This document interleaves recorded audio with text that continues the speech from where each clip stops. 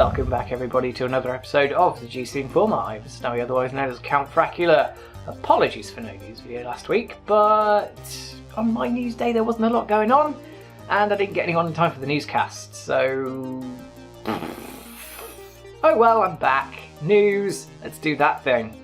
Sony first, and we have had our first details of the PlayStation 5. Now, we've not had amazing, like, this is what the console looks like, this is what it will be doing. We've not had, like, specific specifications, but we have had our first sort of vague look at what it will be like. And it's quite promising, actually. Let's start from the top. The disc is not going to be abandoned. It is not going to be a digital-only console. There will still be discs available for it, which is a good thing. And that's something that we'll come back to in a little bit in the next story.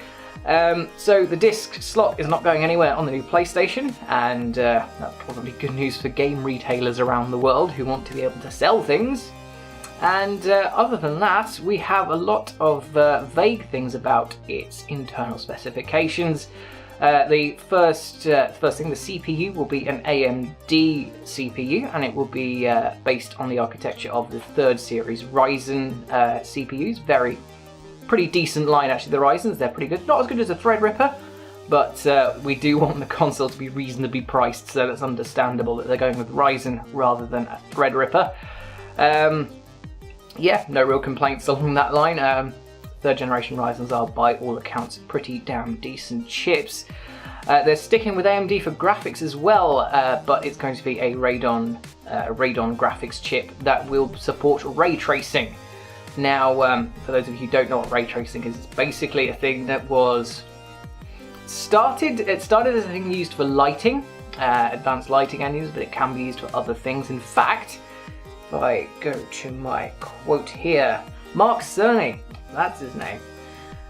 He says about ray tracing, if you want to run tests to see if the player can hear certain audio sources or if the enemies can hear the player's footsteps, ray tracing is useful for that. It's all the same as taking a ray through the environment. So in this instance, it's using the ray tracing is being used as a source for the audio. Like the audio is a ray rather than. It's a good thing. It's quite intensive on the CPU and the graphics chip, but it's a good thing. That's the TLDR on that.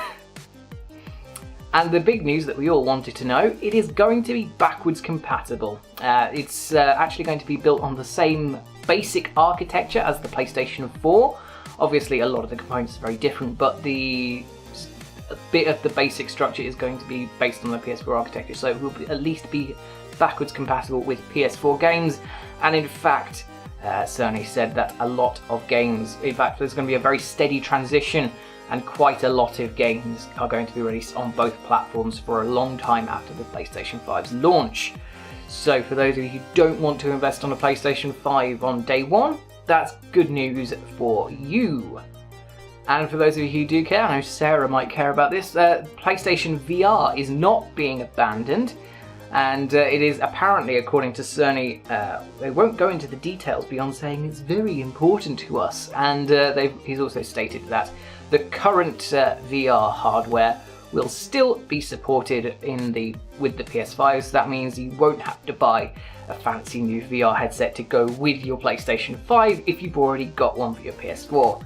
I don't personally own one of those. I have a Vive, which is better. Sorry, but it is.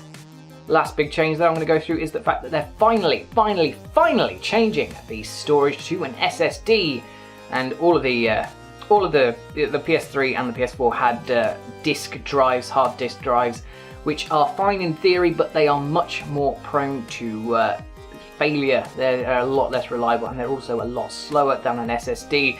This was demonstrated actually when they, on a test machine, booted up Spider-Man for the PS4 on the traditional PS4, took 15 seconds. On the SSD beta PS5, it took 0.8 seconds. That's quite the difference. Quite the difference indeed. No idea on how big a SSD this will be. I would expect it to be about 1 terabyte, and maybe sort of a few years after launch them to come out with a 2 terabyte variant. Depends though. And other than that, there's not a huge amount of details, but this is a very solid groundwork for Sony to build upon and gain a lot of good PR in terms of what they're trying to aim for with this console. And expect more details at the PlayStation Expo thing that they're planning at some point. But for now, this is quite promising. What's less promising though is Microsoft's Discless Xbox One. Now, none of this has been confirmed as I'm talking, but it's basically been leaked, the rough specification and the rough price of the Discless Xbox One. And it's unfortunately a bit of a flop if it does what it's saying it's going to do. So, rumours were shared by German tech site WinFuture. Never heard of them, but oh well. So basically, this console is going to look very much like an Xbox One as it normally does, it's just not going to have a disc slot. Funnily enough, other than that, what we do know, or what we are aware of from this leak, is that the rough retail price at launch, well, actually, I'll let you guess. I'll give you a couple of seconds to guess. If you thought it was going to be about £150 or say €160, you'd be wrong. If you thought it was going to be £180, sort of like €200, give or take, you'd also be wrong. It's going to retail apparently at €230, which is about £220. That is nuts. I don't care if it comes bundled with Minecraft, Sea of Thieves, and Forza Horizon 3, not 4, 3. That's not good. That's not good, guys. I'm sorry. I'm not happy with that at all. That's a ridiculous price, and that's a very good way to make this flop, because at the end of the day, this is trying to sell itself as being a stripped down version of an Xbox One because it doesn't have a disc drive, it's missing a feature, and it's selling itself at a very high price point considering we're coming to the end of this console generation. The new consoles, as we've seen, are starting to have details leaked about them, and this just doesn't cut it. Especially when you find out that the hard drive inside is only 1 terabyte. Now, as I said with the PS5, the SSD in that will probably be about 1 terabyte, but it has the ability to play discs, so that to compensate for the smallish sort of storage space. But in this instance, you don't have that mitigating factor. You just have this 1 terabyte hard drive to store your games, and if you're only buying AAA games, you'll get about 4 or 5 on there before you filled it up. That's just not great. So I want this to be wrong almost. I want this to be wrong. I want it to come out about the sort of £170 mark and to have a larger hard drive in it, and that'll probably sell some units, but as it stands, I don't think it's going to go well. What do you think though? Leave me a comment and tell me if you think that this instance of the Xbox One will fare well or if it'll just crash and burn.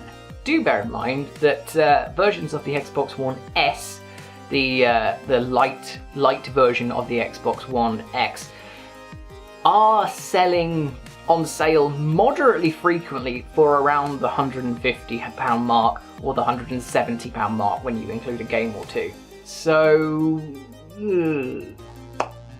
that brings us to the end of this episode of the GC Forum, and I hope you enjoyed it. If you did, feel free to like, subscribe, and share whatever you fancy, and our social links are in the description.